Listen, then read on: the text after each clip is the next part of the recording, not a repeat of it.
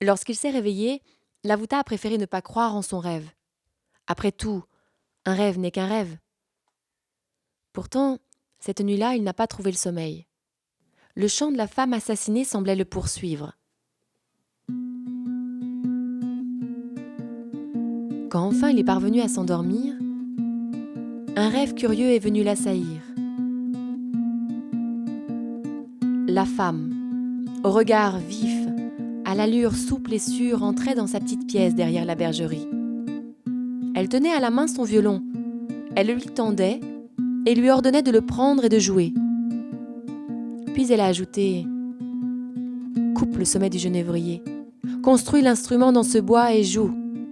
Lorsque tu auras fini de jouer, tu briseras le violon contre la table. »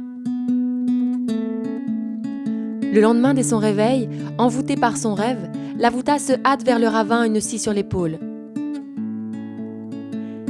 Il repense aux inflexions de la voix de cette femme, à son sourire à la fois triste et fier. Il scie le sommet du genévrier et l'emporte chez lui. Il faut attendre le soir pour se mettre à l'ouvrage. Le soir, il se met à tailler le bois. Il s'étonne de voir à quelle vitesse le violon prend forme.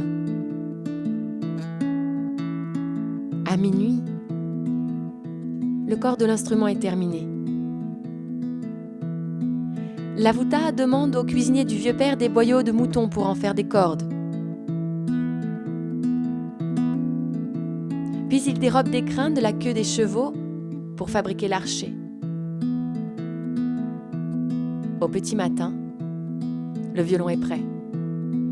Lavuta le place sous son menton et effleure les cordes. Alors le violon se met à jouer et dévoile son terrible secret.